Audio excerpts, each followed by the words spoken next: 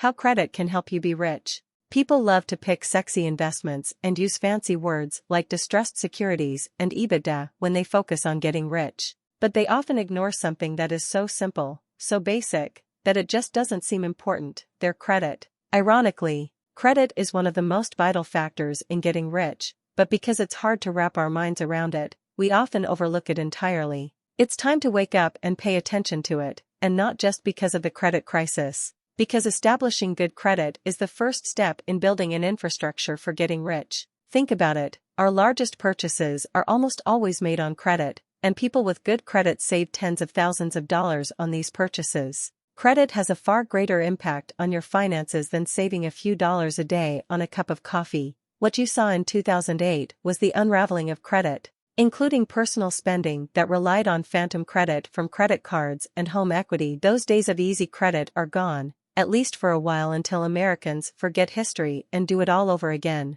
So understanding your credit is more important than ever. How credit scores affect what you pay. As you can see, a high credit score can save you hundreds of thousands of dollars over your lifetime, and that's just on a mortgage. While other people spend many hours cutting coupons, growing food in their gardens to save on grocery bills, or being frugal with lattes, they're failing to see the bigger picture. It's fine to be frugal, but you should focus on spending time on the things that matter, the big wins. So, let's dig into tactics for improving your credit, which is quantifiably worth much more than any advice about frugality. Getting a new card. Avoid those credit card offers you receive in the mail. Let's cut to the chase. If you hate those credit card offers in the mail as much as I do, the average American receives 20 credit card offers every year, and 4 out of every 1,000 people accept them. The numbers are markedly different for students. Out of every 1,000 students who are mailed offers, 150 accept them, an astonishingly high number.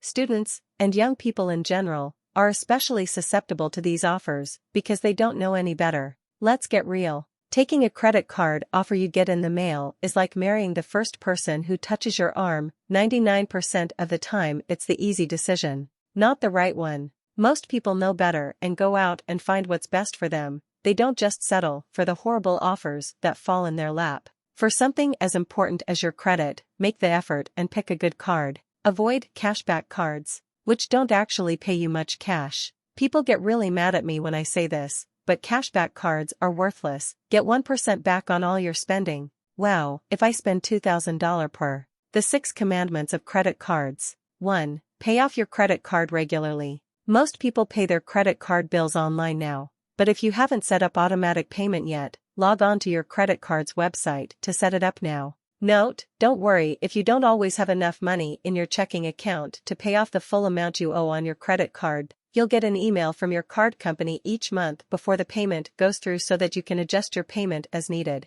2. Get all fees waived on your card. This is a great, easy way to optimize your credit cards because your credit card company will do all the work for you. Call them using the phone. 3. Negotiate a lower APR. Your APR, or annual percentage rate, is the interest rate your credit card company charges you. The average APR is 14%, which makes it extremely expensive if you carry a balance on your card. Put another way, since you can make an average of about 8% in the stock market, your credit card is getting a great deal by lending you money. If you could get a 14% return, you'd be thrilled. You want to avoid the black hole of credit card interest payments so you can earn money, not give it to the credit card companies. 4. Keep your cards for a long time and keep them active. Lenders like to see a long history of credit, which means that the longer you hold an account, the more valuable it is for your credit score. Don't get suckered by introductory offers and low APRs. If you're happy with your card, keep it.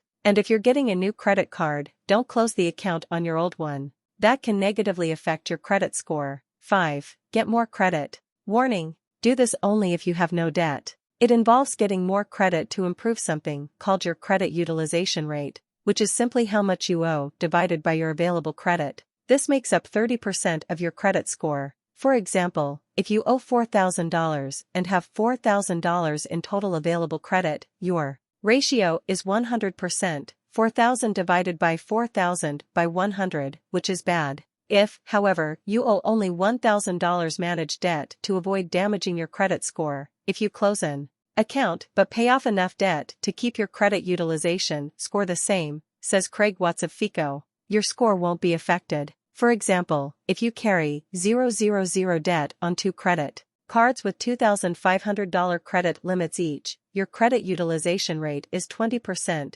$1,000 debt divided by $5,000 total credit available. If you close one of the cards, suddenly your credit utilization rate jumps to 40%, $1,000 divided by $2,500. But if you paid off $500 in debt, your utilization rate would be 20%, $500 divided by $2,500.